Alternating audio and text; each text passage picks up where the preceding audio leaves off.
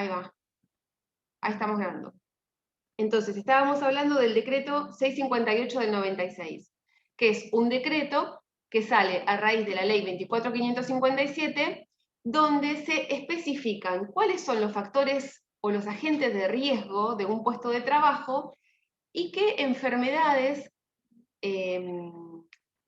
producen estos agentes y en qué tareas se producen de los puestos de trabajo.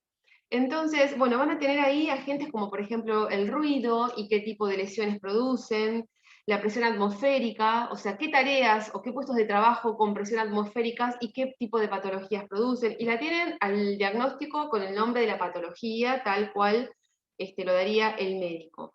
Nosotros no vamos a diagnosticar, por supuesto que no diagnosticamos, pero sí vamos a identificar las situaciones de riesgos del puesto de trabajo y las posibles enfermedades que se pueden llegar a contraer en ese trabajo, que si no se hacen las modificaciones que nosotros podamos observar.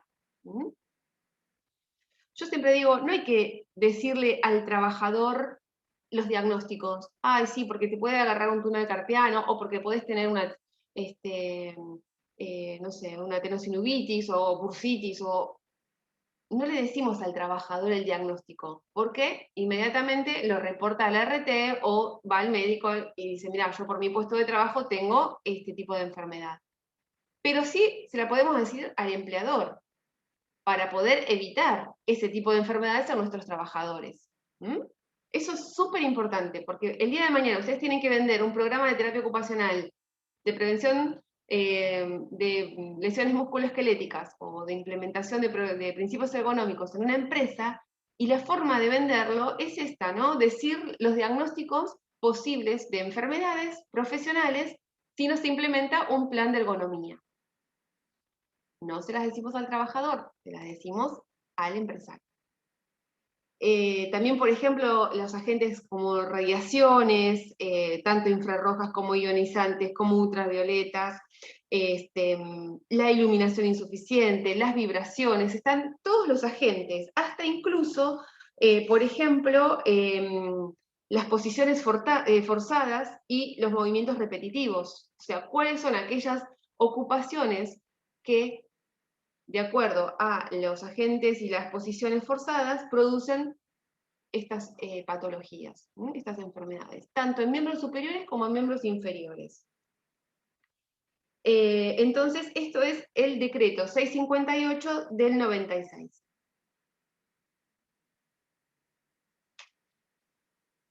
Ahora sí, esto es puramente técnico y es solamente información, chicos, no es que lo vamos a usar para algo determinado, solamente poder identificar, de acuerdo al puesto de trabajo, estos agentes de riesgo.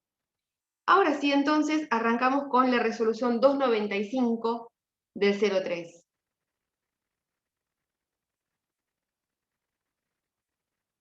Hola, profe. Ahí estamos, perdón, sí. Bueno, comparto entonces pantalla.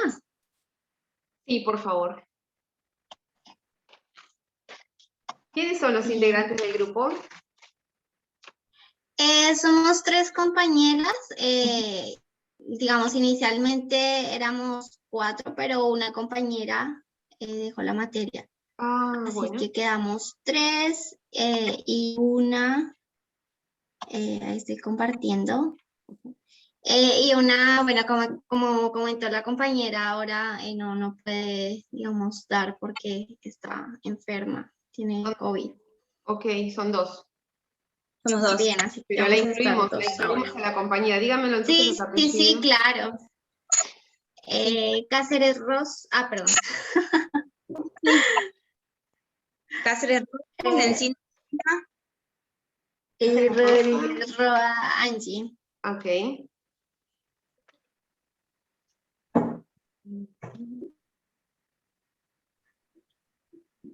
¿Y me falta una? Está Cáceres. Sí, la compañía. Sí, Rodríguez y... Lencina. Ok. Ahí estamos. Muy bien. Perfecto, chicas. Adelante, entonces. Bueno, nosotros vamos a la resolución 295.03, que bueno, como dice ahí, son las especificaciones técnicas sobre la ergonomía para el levantamiento de cargas y pues también habla acerca de las radiaciones. Igual acá le quería hacer una consulta, profe, porque a lo último, bueno, habla también esto sobre el tema de sustancias químicas, acústica, pero pues lo que tengo entendido quizás como que hace pequeñas variaciones acerca de estos decretos, ¿puede ser? O, Sí. porque eso me quedó como colgado. ¿Sabes qué? Angie, ¿no? No, Daniela. Sí, sí, Angie Daniela soy. Ah, ahí está. Daniela, se ve medio feo. No sé si a ustedes se le ve, a lo mejor está muy grande. De verdad. No se lee. Ay, no. A ver, ahí se ve bien, no sé. Me parece que tendrías que achicarlo un poquito. ¿Viste desde arriba, desde los 3 puntitos? Acá. Porque se pixela. No sé, ahí lo estoy achicando, digamos. O no sé si de acá mejor. No. Puede ser el internet también. Ah, ok. Pero... Bueno, pero igual lo importante es que lo comenten y ahí vamos a ir agregando cosas. Ahí se ve un poquito mejor. ¿Sí? ¿Se ve mejor? Sí. A ver.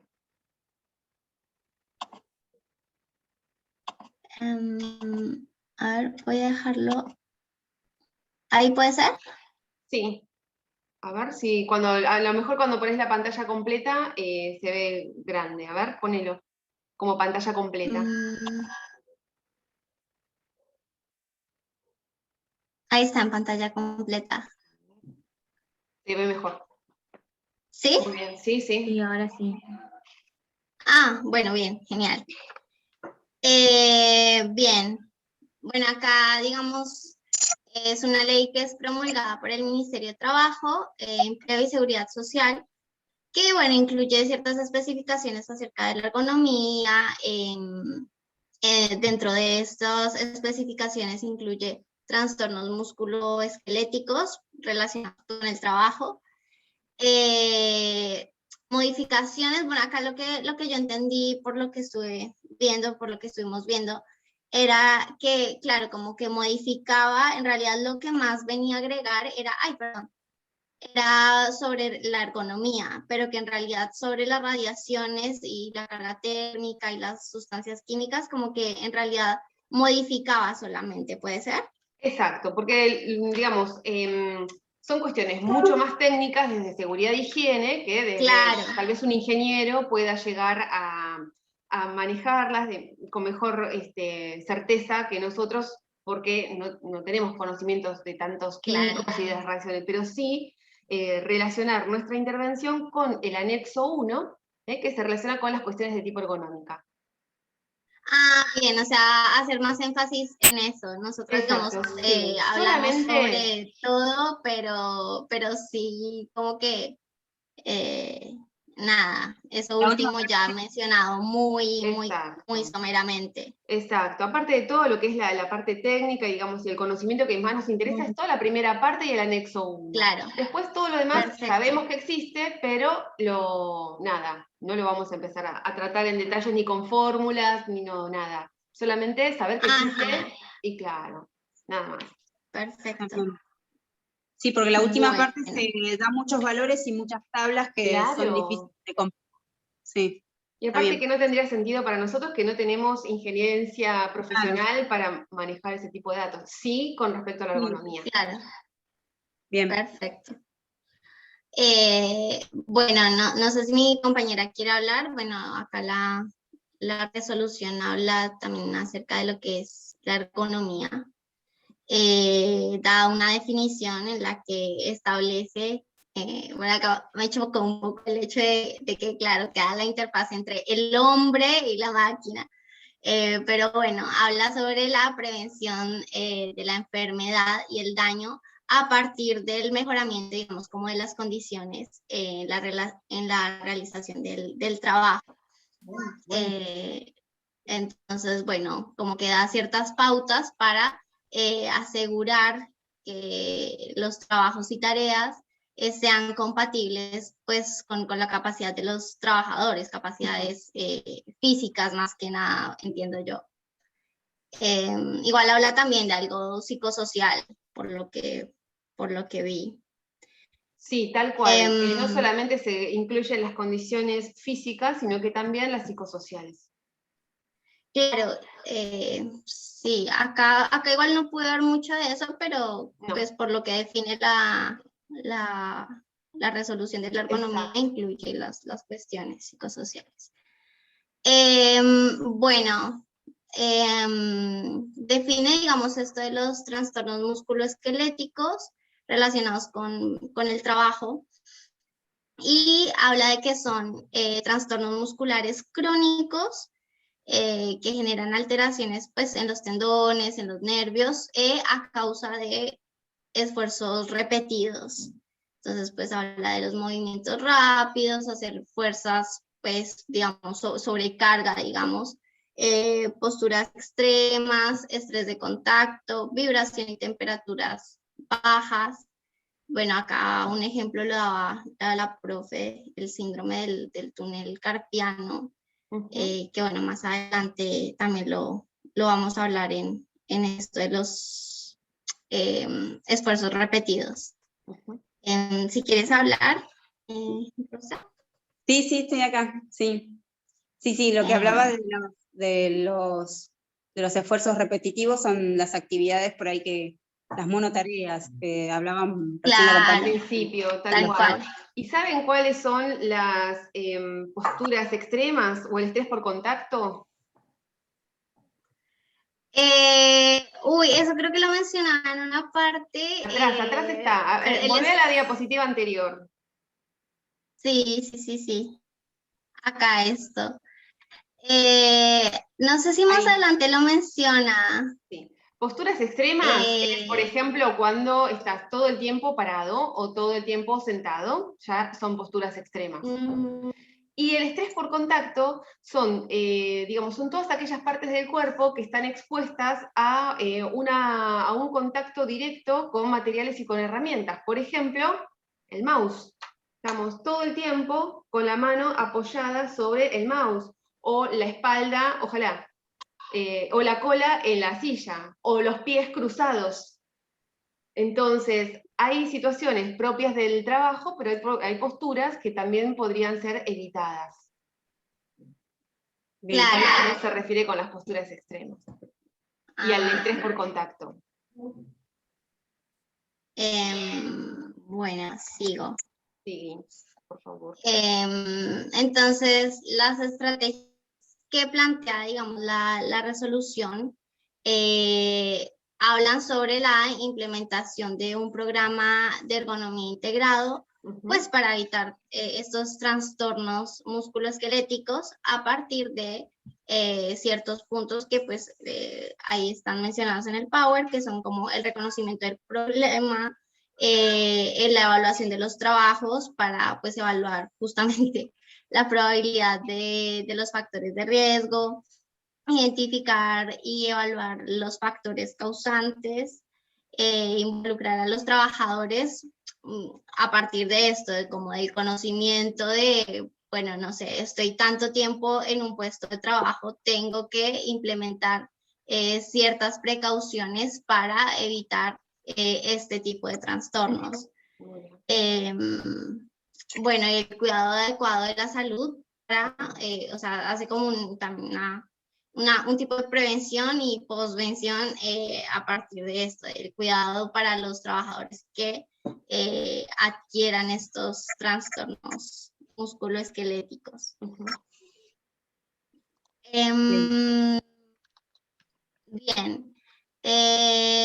Entonces aquí habla de justamente esto, de las cuestiones que se deben implementar en un puesto de trabajo para establecer como condiciones, digamos, ergonómicas y evitar estos trastornos. Entonces habla de la educación, no solamente para los trabajadores, sino también para los supervisores, directores e ingenieros.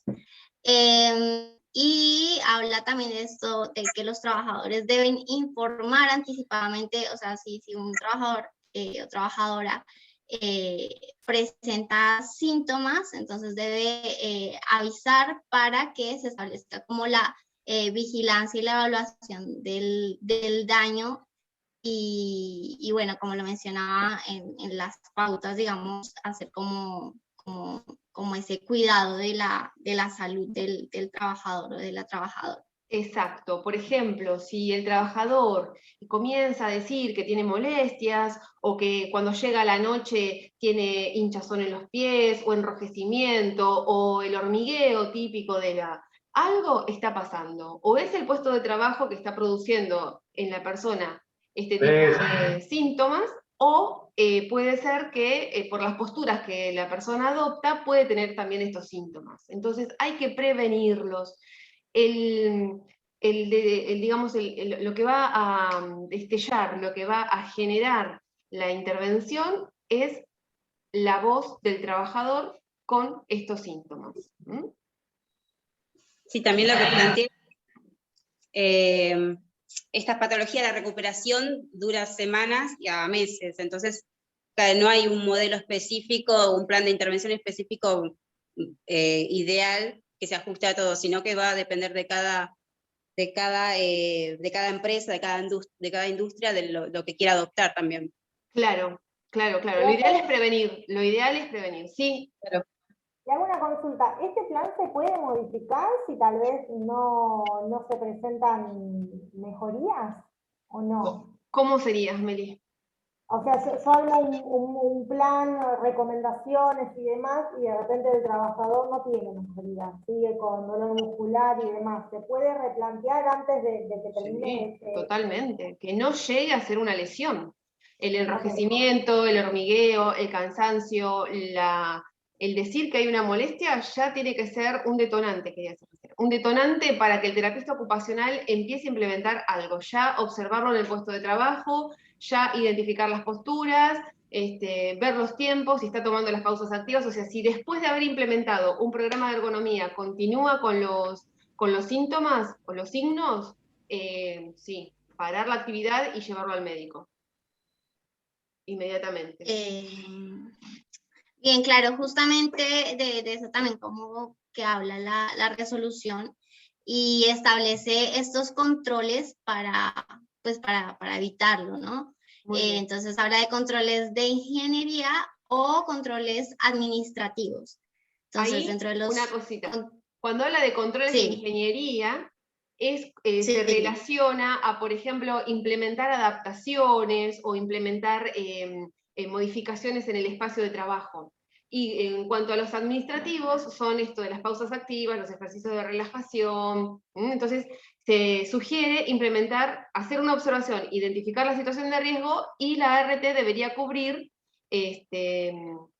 esto, ¿no? Que el empleador implemente ingeniería y administración, y en caso de que la persona tenga algún tipo de lesión, ahí la ART lo cubre. Pero si hay alguien que dijo, no, tienen que cambiar el mouse y poner uno de tipo ergonómico, y no se hizo, y ahí ya la ART no lo va a cubrir, porque es una responsabilidad del empresario. A eso se refiere con controles de ingeniería. Bueno, dentro de estos controles se establece, bueno, acá como está en el Power, el estudio de tiempos y los análisis de los movimientos, justamente para evitar, o sea, eliminar como cualquier esfuerzo que sea innecesario a partir de este análisis, siempre como pensando en esto, en la optimización de los tiempos y de los movimientos. Exacto. Bueno, las ayudas mecánicas para eliminar o reducir el esfuerzo requerido, que ahí, bueno, sería lo que hablaba la profe, en el uso de herramientas y objetos de trabajo. Habla también justamente de esto, de seleccionar y diseñar herramientas que reduzcan el requerimiento de fuerza y tiempo de manejo o mejoren las posturas, digamos, en el puesto de trabajo.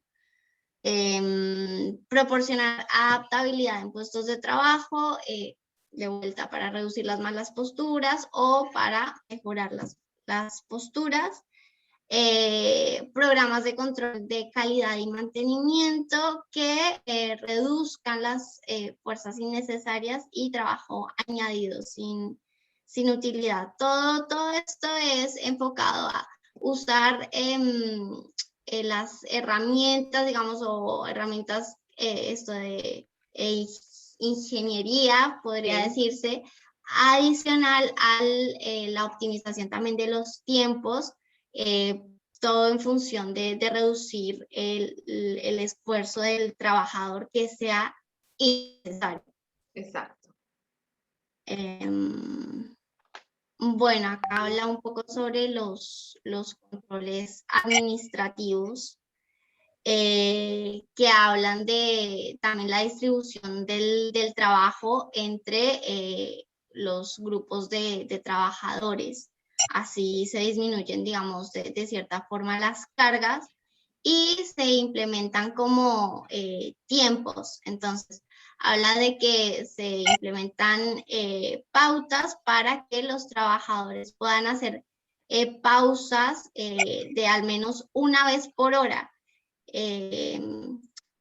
Para, bueno, como lo hacíamos, digamos, ejemplo, recientemente, que es como también tomarse un tiempo de descanso para evitar este tipo de trastornos. Todo esto hablando de los trastornos musculoesqueléticos, ¿no? Evitando el esfuerzo muscular que pueda ser nocivo para el sistema musculoesquelético.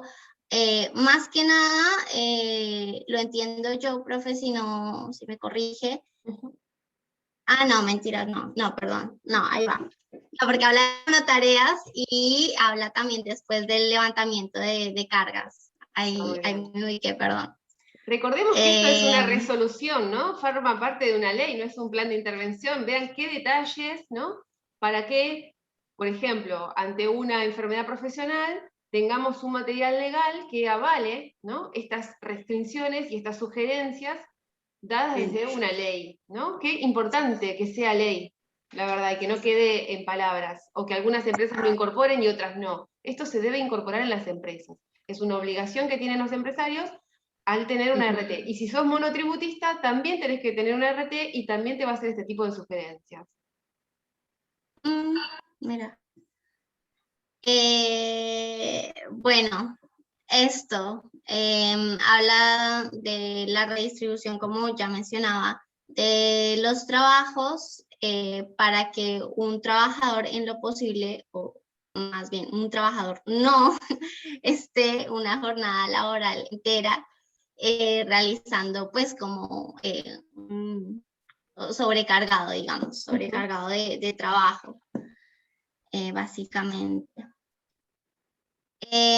Bueno, la resolución establece como métodos de evaluación para establecer los valores límite dependiendo del trabajo. Entonces, bueno, claro, acá como mencioné anteriormente, habla de los niveles de actividad manual como, digamos, medibles, que incluyen para evitar, digamos, que se afecten mano, muñeca y antebrazo, o los límites para el levantamiento manual de cargas, que bueno, ya es un poco más amplio. Entonces, esto evita el nivel de actividad manual, evalúa los movimientos o esfuerzos repetidos de las manos, que son hechos generalmente en monotareas.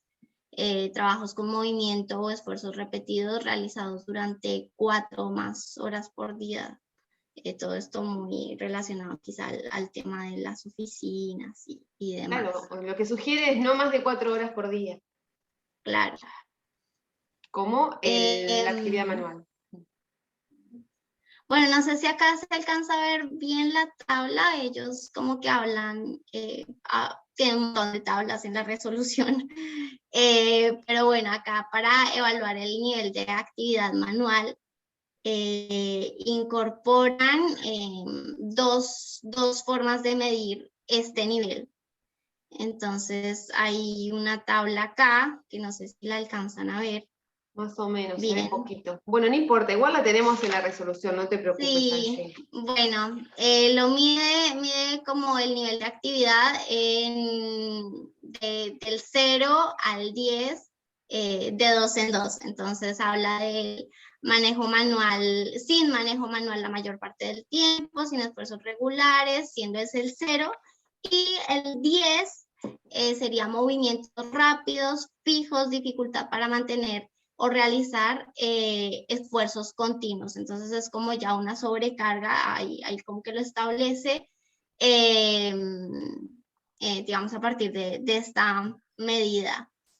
Y habla de otra tabla también, que esta ya es un poco más compleja, que la verdad como que no logré entender muy bien, pero habla de la frecuencia del esfuerzo, el periodo durante el cual se lleva a cabo ese esfuerzo, y bueno, habla del ciclo de la ocupación, que eso también me quedó un poco como colgado, que no sé si la profe me podría quizá aclarar un poco porque me quedó como colgado, no sé si es relevante o no.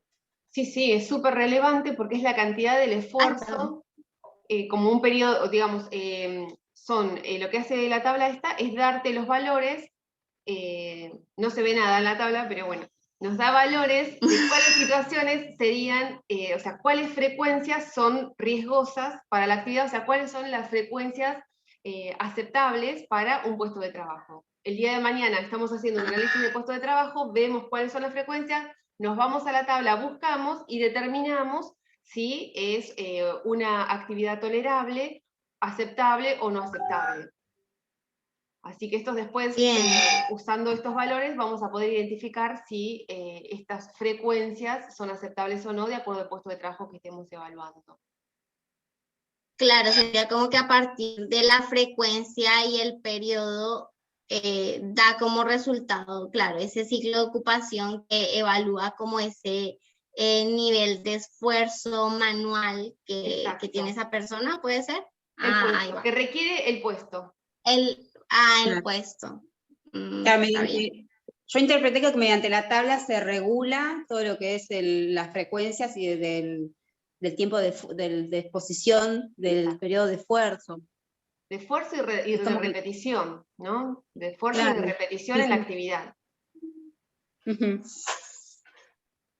Bien. Bueno, esto si quieres hablarlo un poco vos, Rosa. Sí. Bien, también establece, bueno, límites que también están contenidos en tablas. Son los límites de peso que están expresados en kilogramos y que tienen en cuenta el tipo de manejo de carga, de qué manera lo hace, a qué altura se realiza, bueno, la duración, que tiene que ser, vení, espera, perdón, está mi hijo hablando, está bien. Frecuencia, la duración y la frecuencia. Bueno, esto tiene que ver también con el tema de cargas. ¿Qué dice? También ¿2 horas 50 kilos? Inferior o superior a 2 horas, la duración es inferior o superior a 2 horas al día, sí. Bueno, claro, o sea, eso igual es dependiendo, claro, eso es dependiendo de, o sea, como que ellos hacen, bueno, ellos, la resolución hace, todo genera, creo que son 3 tablas en las que evalúan justamente esto, los tipos de cargas, si es horizontal o en altura, la duración de esos levantamientos, y lo evalúa si es inferior o superior a 2 horas al día, y también la frecuencia en la que eso se realiza. No sé si acá, bueno, no, supongo que no se debe ver nada. Ay, sí se ve, ahora se ve. Acá no, en este no, ahora en este no. Pero bueno, ya sabemos que en la resolución se especifican cuáles son la cantidad de kilos y por hora de tolerancia para un puesto de trabajo para que no sea situación de riesgo. Entonces, cuando hagamos el análisis ocupacional, y veamos cuáles son esos movimientos repetitivos, por cuántas horas se realizan al día, qué cantidad de veces se realiza. Comparándolo con la tabla vamos a poder determinar si es una situación de riesgo o no para ese trabajador, para poder prevenir las lesiones musculoesqueléticas. Por eso es tan importante estas tablas. No las vamos a aprender de memoria, pero sí sabemos que existen, y al momento de hacer el análisis de puesto de trabajo, para armar un plan de ergonomía o para poder identificar las situaciones de riesgo, necesitamos recurrir a estas tablas. Claro, nosotros tomamos, por ejemplo, el servicio de recolección de basura, en donde esta tabla es ideal por el tema de que es el Claro, tema los de pesos. la recolección de residuos, de arrojarla al camión y el movimiento repetitivo del hombro. Muy bien que lo pudieron relacionar con el puesto de trabajo que están haciendo, muy bien, porque es la actividad de ahora. Sí, nos vino al pelo, la verdad, la resolución, sí, sí. Muy bien. Bueno, continúo. Bueno, acá están las otras dos tablas que supongo que tampoco se ven, pero bueno, sí es lo que decía la profe, es como está dividido en esas tablas y bueno, eso. Bueno, acá establece justamente esto de considerar los límites de peso por debajo de los límites recomendados. Entonces, habla del levantamiento manual de cargas con frecuencia elevada. O sea, son como recomendaciones generales, digamos, para un puesto de trabajo que requiera como este esfuerzo o esta exigencia laboral. Claro, si tiene un Bueno, turno de trabajo de más de 8 horas o si es menor, tiene que ver esto también. Exacto, se considera el de 8 horas como el estándar, ¿no? O sea, 8 horas más, 8 horas menos, ya ahí cambia, es reducido Claro. o extenso. Pero muy bien, sí. Depende también la cantidad de peso que tenga que Claro. manipular, ¿no? Porque, por ejemplo, en el caso de los claro. doctores, ellos hacen en los viajes de 2 a 3 horas, y no más de eso. Claro, está bien, está bien. Claro, por ejemplo, acá también menciona la temperatura. Sí, la recordemos temperatura que en este análisis también se consideran las áreas que habíamos visto la semana pasada: área mínima de trabajo, área media y área máxima. Por encima de la línea media, a la altura de la línea media y por debajo de la línea media. Son parámetros que también esta ley los considera. Por encima de la línea media, a la altura de la línea media y por debajo. Es verdad, sí. Los 30 grados del plano. Exacto, sí, no sé si viene más adelante. No sé si lo agregamos. Pero es algo que hay que considerarlo y que desde terapia ocupacional lo manejamos. Acá está, sí, es verdad. Asimetría elevada, levantamiento manual por encima de los 30 grados del plano sagital, tal cual. Por encima, por la línea y por debajo. Bueno, estas eran las recomendaciones. Paso.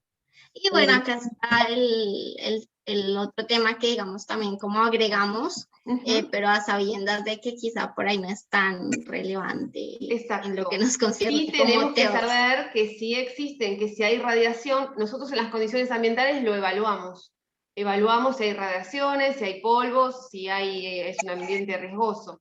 Entonces tenemos que identificarlo, pero no nos vamos a poner a definir qué tipo de radiación es. Igual ahí, bueno, como se las comenta y les dice si hay rayos X, si hay ultravioleta, si son de calor, o sea, ahí están especificadas las tipos de radiaciones. Tenemos que saber que son situaciones de riesgo. Claro. Y también en el caso de la radiación también se toma en cuenta si es necesaria para un fin que nos va a favorecer a toda la sociedad o no. O sea, se toman en cuenta muchos factores para que la persona pueda llegar a realizar ese tipo de trabajo. Claro, es lo que, no sé si se alcanza a ver ahí en la diapositiva, que habla de esto, de lo que dice Rosa, que es como si realmente esa exposición está justificada en cierta forma, pero habla también, además, o sea, ellos se basan en la International Commission on Radiological Claro, Protection. sí, son condiciones que hay que Sí, respetar. claro. Habla de esto, como de la optimización del trabajo, o sea, a partir de esa justificación, pero también pensando en optimizar como esa exposición y además evaluar como los límites máximos de exposición pues, para evitar como un deterioro en la salud física. Bueno, Y continúo. Bueno, inclusive acá con la está sociedad, una ¿no? Esto de la tabla. responsabilidad social en cuanto a que si hay, digamos, derrames o irradiaciones, bueno, que haya una ley que los controle para evitar cualquier tipo de alteración o lesiones en la misma comunidad donde está la empresa, ¿no? Son las consideraciones sociales que hay que tener. Sí. Tal cual. A eso se refiere. Bueno, chicas, hasta acá está bien. Después Sí. todo habla de radiaciones y de vibraciones, así que estaría bien. Sí, saber Bueno, entonces que todo el tema de levantamientos, las medidas, o sea, no es que yo voy a poner si es pesado, muy pesado, livianito. No, tengo que poner específicamente cuál es el esfuerzo que requiere el trabajador para realizar ese puesto de trabajo. Si supera Bien. los límites, estamos hablando de una situación de riesgo. Si no supera, es porque es una situación tolerable. ¿Mm? Está bien. perfecto. Muy bien, Perfecto. chicas, muchas gracias, muchas gracias. Bien. Gracias. Profe, Ahí está, ¿no? Sí. ¿No? profe, disculpe, no, quería hacer como un pequeño aporte. Primero que nada, que había dos compañeras que querían entrar, no sé si pudieron. A ver, Analía, ahí la tengo, y no tengo más a nadie. Y después estaba pensando que, nada, en todas las áreas que se ve esta problemática, porque yo tengo una amiga que tuvo tendinitis por trabajar en una heladería. Digo, este movimiento repetitivo que es necesario para hacer el helado. Sí. Y tuvo tendinitis y también pensaba esto de las negligencias de las empresas porque, bueno, la empresa en la que ella trabajaba era Grido y nada, no hubo ningún protocolo ergonómico que pueda cubrir lo que le sucedía a ella y que le podía llegar a suceder al resto de los trabajadores. Pero, ¿y la RT no tenía RT? No, estaba... ¿Estaba en negro? no, sí, ¿Ya había se fue? ingresado. Sí, se fue. ¡Hagamos juicio! ¡Ay, no! Se fue. Pero bueno, me acuerdo, justo cuando las chicas hablaban, me acordaba de este caso del Sí. movimiento repetitivo que también se ve como en este trabajo en la heladería. Tal cual, sí, sí, sí. Bueno, y ahora vamos a empezar a ver más puestos de trabajo. Bueno, no, en la medida que ustedes vayan analizando, ¿no? Pero sí, se pueden identificar a través de estos análisis estas cuestiones minuciosas que luego llevan a posibles lesiones. Así que, y como tenemos un marco legal que nos apoya como trabajadores, considera estas situaciones, el tema es que el empleador lo ponga en práctica. Es ley. Entonces, si el empleador no lo pone en práctica porque no hubo una sugerencia de la RT, entonces la RT se hace cargo. Si la RT lo dispuso, que generalmente lo está disponiendo la RT ahora, porque como es ley y se está haciendo cumplir, si la RT lo sugiere y el empleador no lo aplica, el juicio se lo come el empleador, digamos. Ahora, si el empleador no tiene RT, también es el empleador. Ahora, si la RT no lo dispuso, el empleador puede hacer juicio a la RT por las lesiones que tiene este trabajador. Profe, en este caso, por ejemplo, si una empresa cuenta con ART, ¿tiene que enviar a alguien a la empresa a mirar un puesto de trabajo? O sea, ¿cómo se Tiene que hacer la denuncia ante el RT? Ministerio de Trabajo, el empleado. Llama al Ministerio de Trabajo, le dice, mira, no tengo RT, nada más que eso. Y le cae la inspección.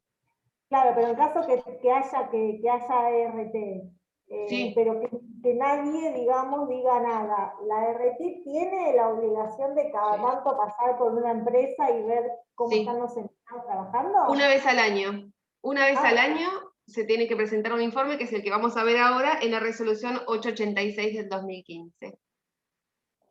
Pero sí, es una obligación. La ART siempre va a implementar un plan de ergonomía que se lo deja o a cargo del empresario o, si, por ejemplo, en el cargo del empresario, si tiene un servicio de salud ocupacional dentro de la empresa, lo hace directamente la empresa. Y si no, la ART le cubre ese tipo de capacitación. Bueno, ¿ya arrancamos entonces? Bueno, hacemos esto y hacemos un recreito, ¿ok? Bueno, arranco entonces. Bueno, Bueno, nosotras vamos a hablar entonces de la resolución 886. y el equipo está 15. conformado por... Sí, perdón, por Seca, Sí, Vigo, sí, Santolini y Penen. buenísimo. Adelante. Bueno, entonces, como decía, la resolución esta se va a referir a protocolos de ergonomía en los ámbitos laborales. Y va a estar basada en la ley del riesgo de trabajo, que es la 24.557, que se sancionó en el 95 en septiembre del 95 y se promulgó 2 meses después, siendo esta resolución del año 2015, o sea, de 10 años después.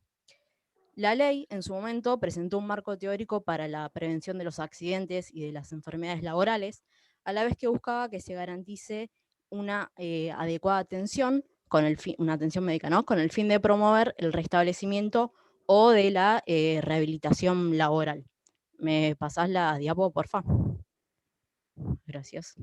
Entonces, la resolución 88615 es una resolución de la SRT, que es la Superintendencia de Riesgos de Trabajo, que es un organismo de control que se va a crear a partir de la ley, la que mencioné, la 24.557, y depende del Ministerio de Trabajo de la Nación, y que va a tener como funciones principales que se cumplan las normas de seguridad e higiene laboral, que se promueva la prevención y también que se controle el desempeño de los distintos actores que van a componer el sistema de riesgo del trabajo, que van a ser entonces las aseguradoras, las ART, la Comisión Médica y las Comisiones Médicas y la Comisión Médica Central. Bueno, entonces, como dice la diapositiva, la resolución va a funcionar como una herramienta básica para la prevención de los trastornos musculoesqueléticos, como mencionaban los compañeros recién, las hernias inguinales que sean directas, mixtas y crurales, las hernias discales que sean a nivel lumbosacro, que tengan o no un compromiso radicular, que afecten un segmento columnario y en las varices primitivas bilaterales. Todos estos se van a dar a causa de, bueno, lo mismo que comentaban los compañeros recién, de, bueno, por ejemplo, la exposición a cargas, a temperaturas extremas, a gestos repetitivos, posiciones forzadas, etc.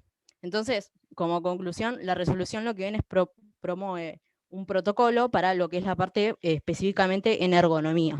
Muy bien. Si querés continuar, Eri.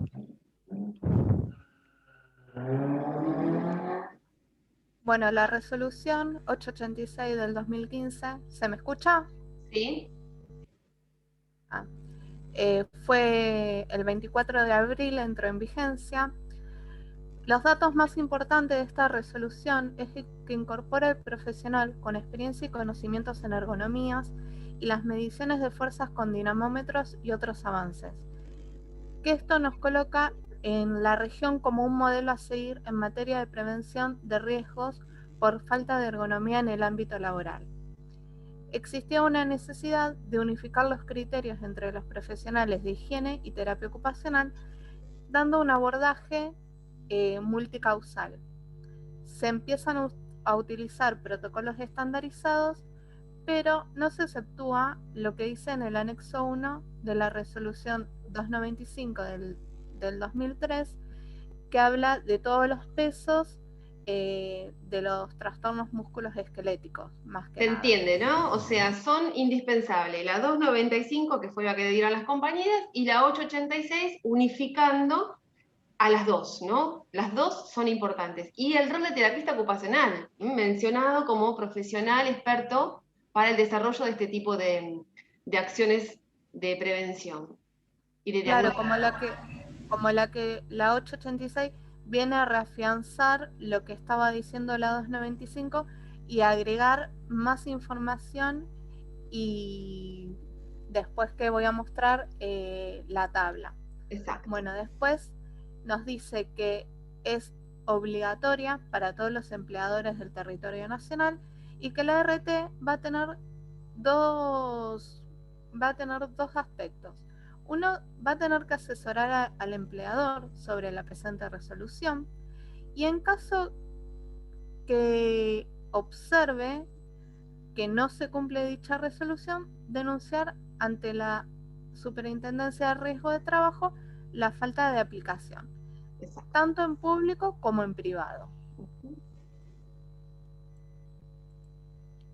Después, el artículo 1 dice que se aprueba el protocolo de ergonomía para la prevención de trastornos musculoesqueléticos.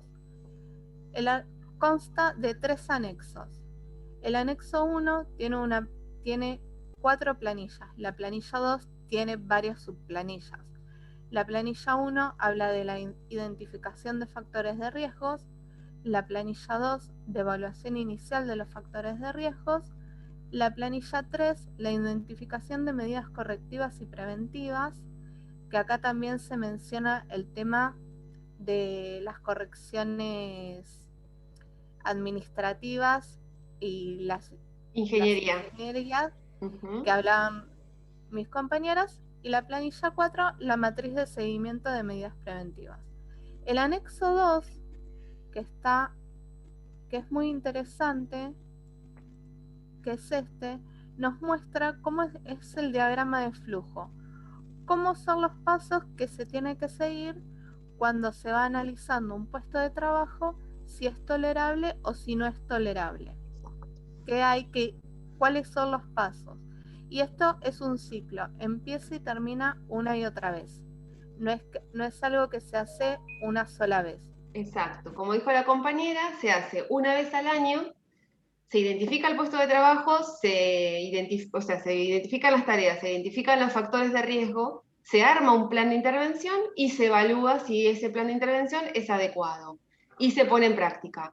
Y vuelve otra vez el año que viene a realizar la misma actividad para saber si existen lesiones, si se pudieron prevenir, se hacen estadísticas, es lo que sugiere la ART, que se hagan estadísticas de acuerdo a la implementación de estos riesgos para seguir fomentando la implementación de la ergonomía en los puestos de trabajo.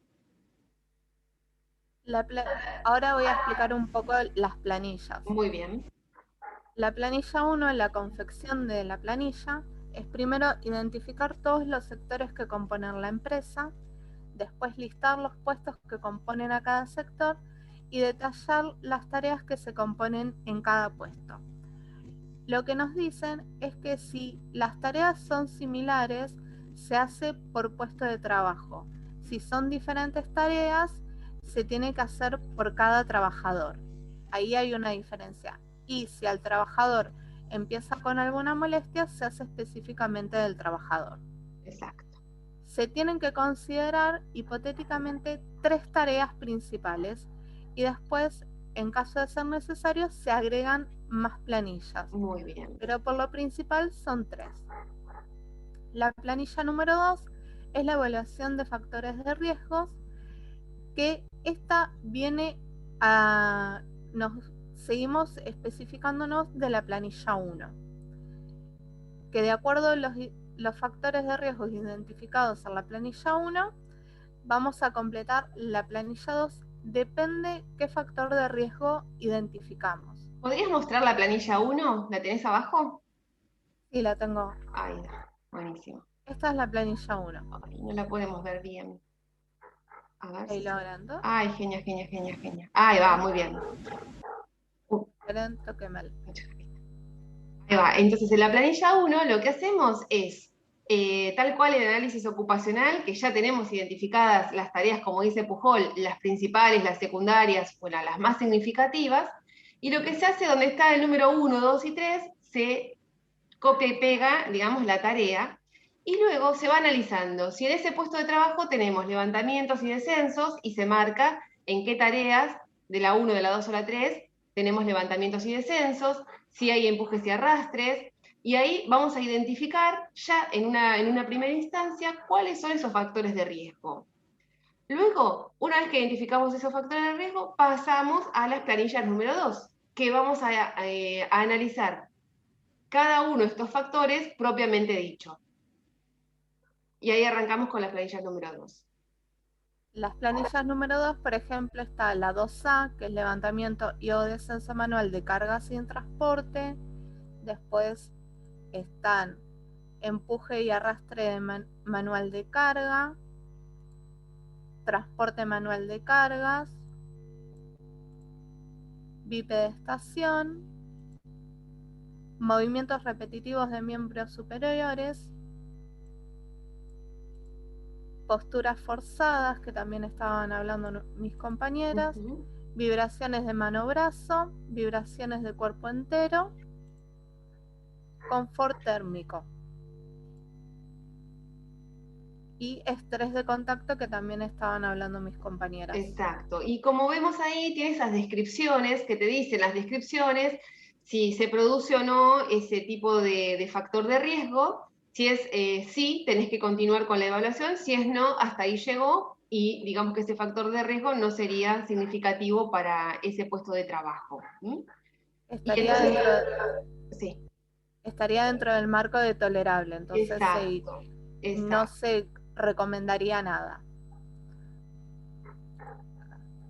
Después, en la planilla 2, tenemos que tener en cuenta que hay nuevos límites legales para las tareas de empuje, arrastre, traslado, descenso y levantamiento manual de cargas, además de la prolongada bipedestación, lo cual derivó en una nueva resolución, que es la 3345 del 2015.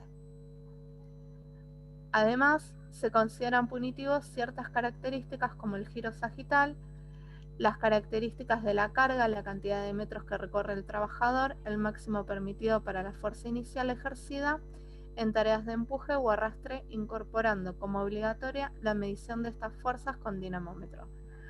Como que la ergonomía va avanzando, no es que se quedó con la ley que teníamos, sino que va sacando nuevas resoluciones y se va actualizando y va cambiando, por ejemplo, los pesos que soportan. Exacto. Y demás. Sí, por ejemplo, esta es una de las últimas actualizaciones, la del 2015, donde también se considera esto de los levantamientos, esto de la rotación sagital. Digamos, cada vez hay más enfermedades profesionales por este tipo de factores, y se van incluyendo como enfermedades profesionales propias del puesto de trabajo, ¿no? Que tal vez antes, años atrás, era responsabilidad del trabajador; hoy es responsabilidad del empleador evitarlas, o implementar un plan que permita evitar estas lesiones. Por ejemplo, tengo un ejemplo de cómo cambia el peso permitido de carga, que de 32 kilos se pasó a 25. Hay una diferencia, que antes era mucho más el peso y ahora lo van disminuyendo. Exacto. Por estas estadísticas, ¿no? Gracias a las estadísticas se van haciendo estas modificaciones y cuidando más la vida del trabajador. Si no, tienen que pagar más ART. Digamos. Y bueno, es la verdad. O sea, es la prevención para después no pagar la consecuencia. Totalmente. Es eso. Se trata de eso, Erika.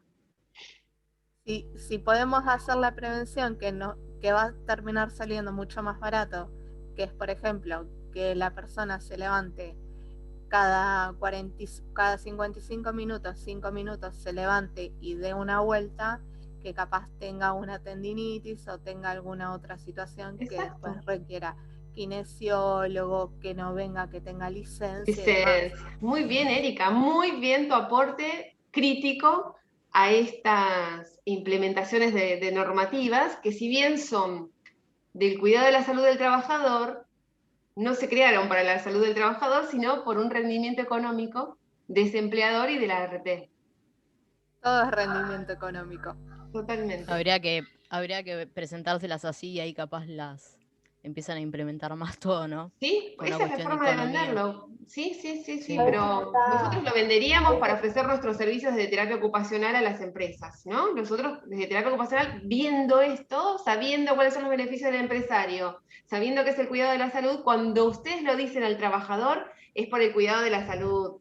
Vos, mamita, papito, cuida tu salud, pero en realidad estamos también ofreciéndole a ese empresario la posibilidad de menos licencias, menos costos, menos reemplazos, por el cuidado de la salud del trabajador. Nosotros somos trabajadores de la salud, tenemos que focalizar en los dos puntos y también tenemos que negociar entre el cuidado de la salud del trabajador y el empresario.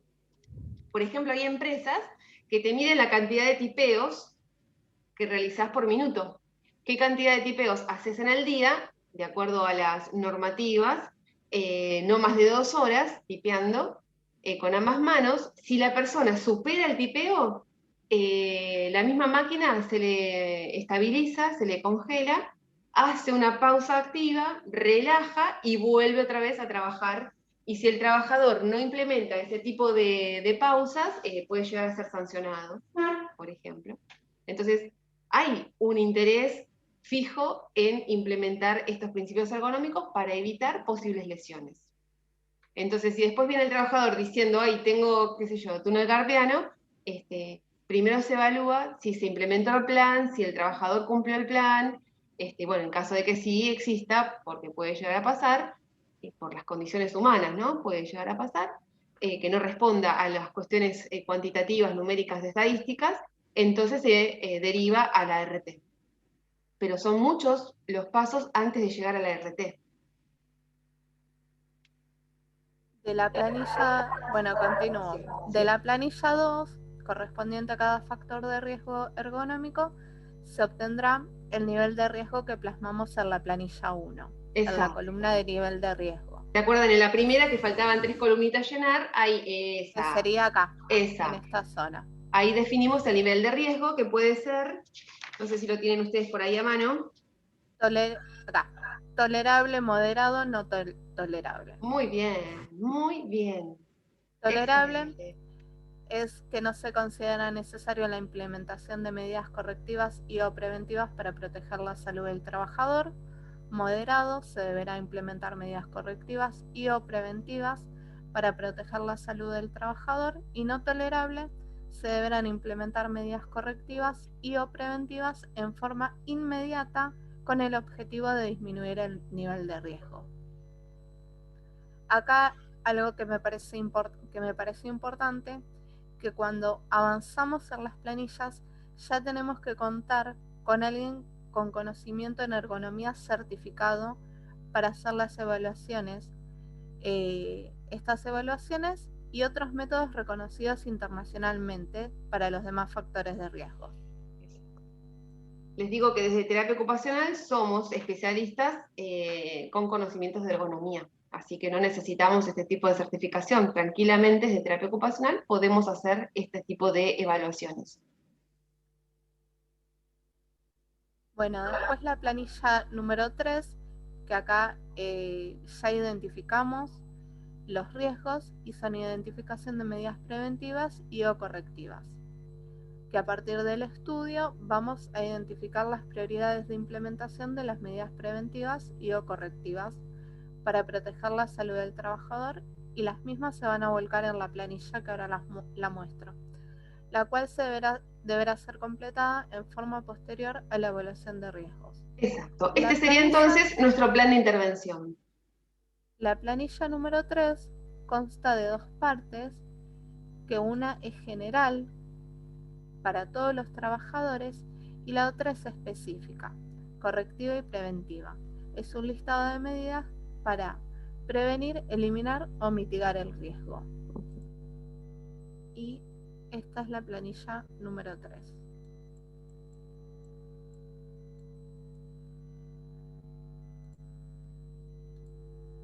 Acá, en esta parte, van las generales y acá las específicas.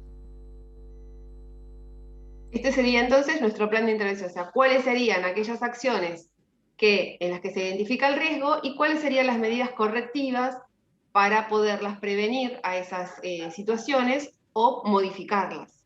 Y ahí se tendría que entonces describir cuáles serían estas situaciones correctivas y preventivas.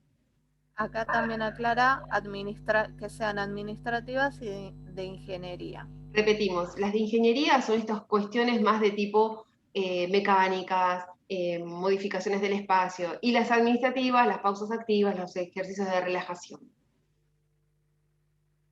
Después la planilla número 4 es la matriz de seguimiento, donde se enumeran las medidas preventivas y definidas en la planilla número 3.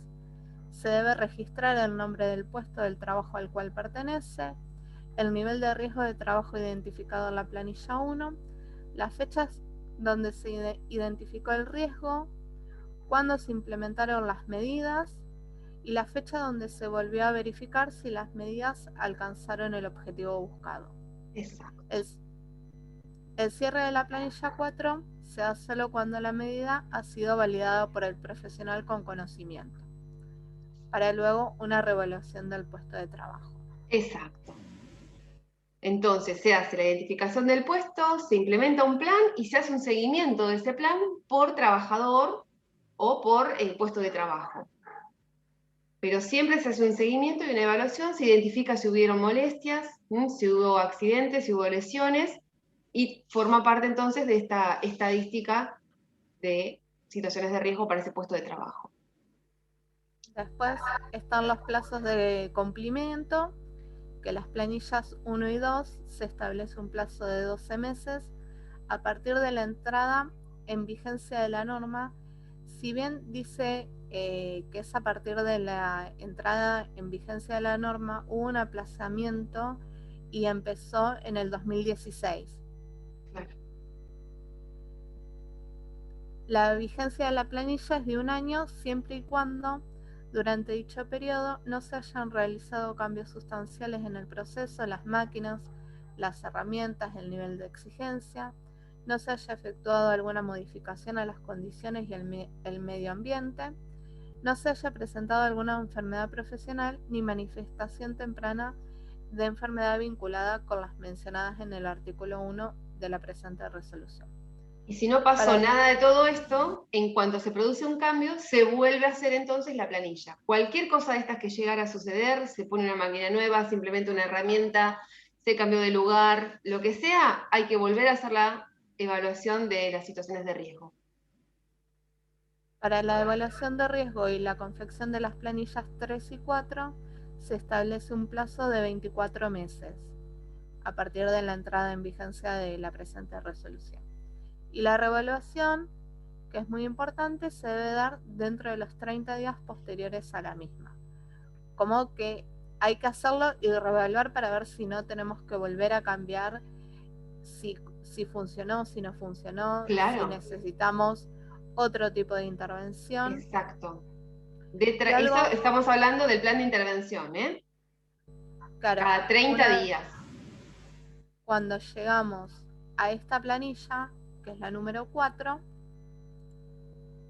que es la matriz de seguimiento de medidas correctivas, acá tenemos que ir reevaluando cada 30 días para ver si todo lo que hicimos tiene impacto en el puesto de trabajo. Y después, algo que me pareció bastante importante, que todas las planillas tenían firma, aclaración y registro del responsable del servicio de higiene y seguridad, del servicio de medicina del trabajo y la firma y aclaración del empleador responsable del establecimiento o quien legalmente lo represente. Exacto, y esto se presenta ante la RT. Y acá me parece que faltaría también del terapista ocupacional. Es que el TEO forma parte del servicio de medicina del trabajo. Si hay un, ves que dice, no dice profesionales del servicio. Entonces, entraría ahí. Sí, entraría ahí el terapista ocupacional. Porque no es que dice ni el médico ni el ingeniero, dice el servicio. Claro. Ahí estaríamos. Bueno, muy bien, chicas, porque la verdad yo decía, tanta planilla, ¿cómo la van a explicar? Muy bien que vinieron, excelente. Bueno, este es nuestro trabajo en una empresa. Hacer estas evaluaciones, hacer primero, por supuesto, el análisis ocupacional, que es el que nos va a dar la identificación de las situaciones de riesgo, y luego se implementa este tipo de formularios para aplicar un programa de ergonomía. Eso obviamente que vamos a tener que hacer con el puesto de trabajo que están analizando y un poquito más para conocer mejor el puesto. Bueno, vamos a hacer un break. Les dejo ahí un videíto haciendo ejercicios. El que quiere lo puede hacer, el que no, obviamente que no. Pero nos tomamos 10 minutitos para descansar, relajar, ir al baño, lo que quieran. A ver cuál puedo poner, no sé, cualquiera. Busqué acá muchos y no sé cuál puse.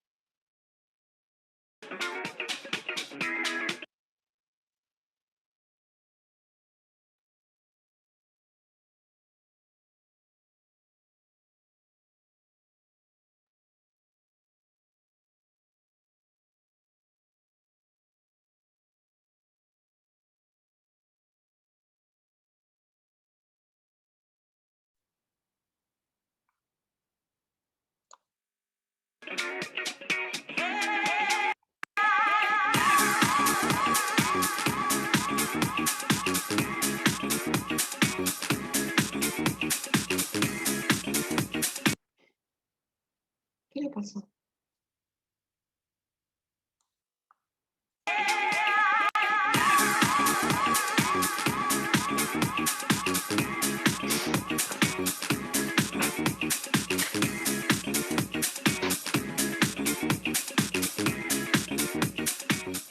Bienvenidos a Comunidad Pyme. En esta oportunidad vamos a realizar un trabajo para brazos y para la movilidad articular de tus muñecas. Vamos a elevar nuestros brazos a la altura de los hombros, empuñar nuestras manos y flexionando cada uno de tus codos de manera alternada vas a llevar tu puño hacia el pecho. Eso es, llévalo más atrás que puedas, manteniendo siempre recta tu espalda.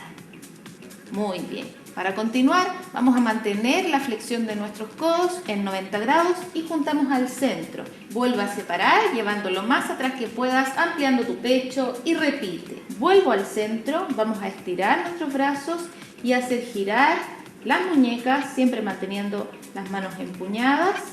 Vamos a hacer girar a un lado y luego cambiamos el sentido hacia el otro. Dirigimos nuestros puños hacia el suelo y presionando con fuerza, traes tu mano hacia el cuerpo para exagerar la flexión de la muñeca. Presiono. Luego cambiamos al otro lado. Presiono. Eso es. Entrelaza tus dedos. Juntando las palmas vamos a hacer girar las dos muñecas al mismo tiempo. Vamos hacia un lado. Vamos hacia el otro. Y estiramos al frente, alejando nuestras manos lo más que podamos. Como si tus manos estuviesen mojadas, sacudimos toda el agua de nuestros dedos, incluimos los brazos, eso, con fuerza, y luego descansamos.